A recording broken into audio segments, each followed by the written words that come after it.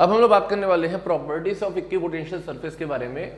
यहाँ पे हम लोग 4 प्रॉपर्टीज डील करने वाले हैं, हम लोग 1 by 1 डिस्कस करते हैं। तो पहली प्रॉपर्टी क्या है, ये देखिए कि no work is done in moving a test charge over an equipotential surface.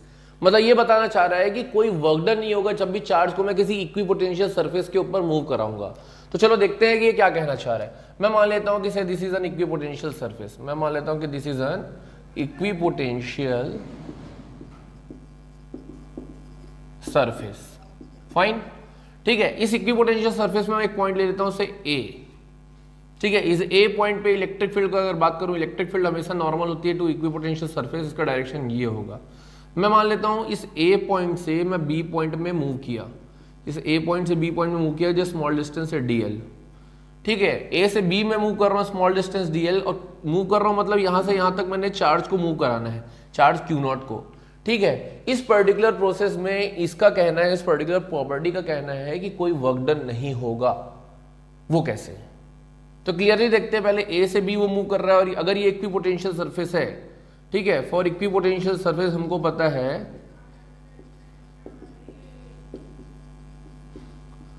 We A is equal to V B, मतलब इक्विपोटेंशियल सरफेस के लिए दोनों पॉइंट का वोल्टेज क्या होगा, सेम होगा, ठीक है। मेरे को बाय डेफिनेशन पता है कि पोटेंशियल इज नथिंग बट, या potential difference between 2 point is nothing but work done per unit charge. Clear है कि मेरे को पता है by definition potential difference is nothing but work done per unit charge. That means work done between point A and B is nothing but charge into potential difference, ठीक है। यानी कि Q not potential difference will be nothing but final potential minus initial potential, यानी कि VB minus VA।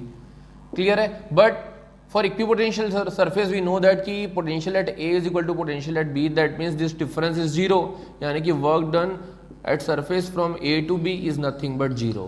So this is what this point says कि no work is done in moving a charge from A to B over an equipotential surface. Why? Due to this formula and this logic.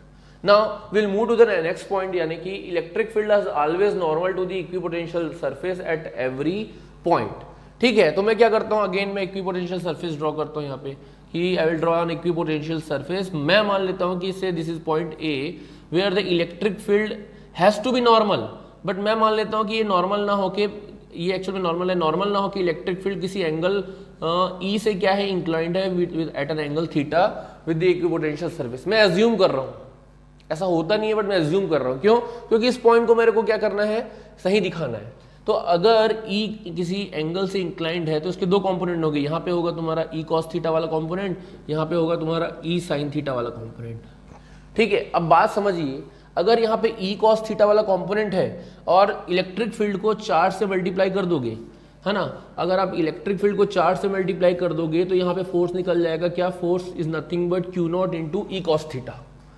और जब तुम एक point से दूसरे point में move करना चाहोगे तो ये फोर्स आपको क्या करेगा, रोकेगा। इसका मतलब इस फोर्स के अगेंस्ट में आपको क्या करना पड़ेगा, वर्क डन करना पड़ेगा, है ना। तो work has to be done against this force, work has to be done against the force which is not possible, which is not possible. That means the component of electric field is not possible, यानी कि electric field is always normal to the equipotential surface। मतलब ये E has to be along this, not any angle। मतलब आपका electric field हमेशा normal होना चाहिए, किसी एंगल से नहीं होना चाहिए, ये हमेशा क्या रहेगा, आपका नॉर्मल रहेगा। ये आपका सेकंड पॉइंट बोलता है। अब हम बात करते हैं थर्ड पॉइंट के बारे में कि equipotential surfaces are closer together in the regions of strong field and farther apart in the regions of weak field. इस पॉइंट को समझने के लिए एक रिलेशन हमको पता होना चाहिए किसके बीच में, इलेक्ट्रिक फील्ड और पोटेंशियल के बीच में। तो ऑलवेज रिमेंबर वन रिलेशन, यानी कि electric field is nothing but minus dV upon dr, ठीक है, which is also called the potential gradient. ये आपका क्या होता है, एक एक्सप्रेशन होता है, dE is equal to dV upon dr।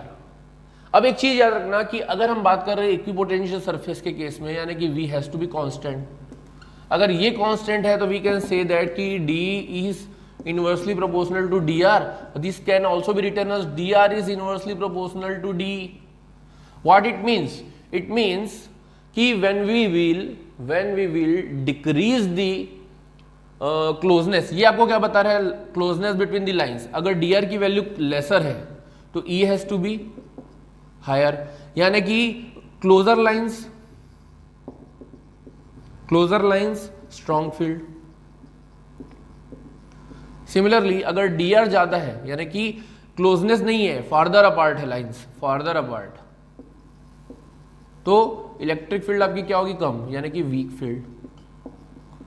तो ये कौन बोलता है, आपका ये वाला पॉइंट, कि जब भी लाइंस क्लोजर रहेंगी वो आपका स्ट्रॉन्ग फील्ड बताती है और लाइंस फार्दर अपार्ट रहेंगी तो वो आपका वीक फील्ड बताती है. ठीक है, नेक्स्ट पॉइंट पे आते हैं कि no two equipotential surfaces can intersect each other.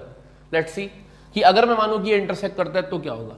मैं मान लेता हूं से this is an equipotential surface and again this is also an equipotential surface. ये क्या हो रहा है, इंटरसेक्ट हो रहा है. तो खुद बताइए कि मैं मान लेता हूं ये वाले equipotential surface 1, equipotential surface 1, equipotential surface 2. ठीक है, इस इक्विपोटेंशियल सरफेस 2 का मैं मान लेता हूं पोटेंशियल V2 है, इसका V1 है, और हर एक पॉइंट पे इस इक्विपोटेंशियल सरफेस का पोटेंशियल क्या होगा, V1 होगा, क्योंकि इक्विपोटेंशियल सरफेस है, इसका V2 होगा. खुद देखिए जहां पे इंटरसेक्शन पॉइंट है, जो मिल रहा है पॉइंट, यहाँ पे आपका पोटेंशियल V1 भी होगा, V2 भी होगा, जो कि पॉसिबल है क्या, नहीं. यहाँ पर भी V1 होगा, V2 होगा, जो कि पॉसिबल है क्या, नहीं. यानी कि intersection of two equipotential surface is not possible. So this is all about the 4 properties of equipotential surfaces.